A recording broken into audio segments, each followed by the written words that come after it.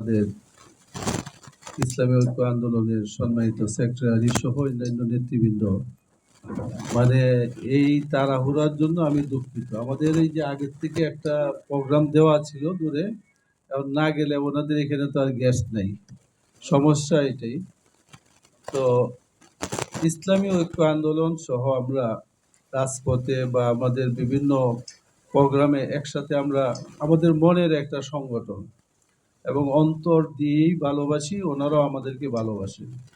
সেই জন্য সেই ভালোবাসার কারণে যদিও জানি যে তাড়াহুড়া করার পরেও একটু চেহারা দেখা যায়, মানে এইটাও মানে মোহব্বতের একটা বহির প্রকাশ যে আমরা একটু হইলে অংশগ্রহণ করছি। তো আমি মনে করি যে আপনারা প্রোগ্রাম চালিয়ে যান, আমন্ত্রিত অতিথিবৃন্দ আলোচনা করবেন। একটা কথা শুধু বলি যে ঐতিহাসিক এই বদর দিবস, এটা ঐতিহাসিকভাবে যুগ যুগ ধরে আমরা এইটাকে সামনে রেখেই বারবার কিন্তু আমাদেরকে পথ এগোতে হবে, এটা আমাদের মনে রাখতে হবে।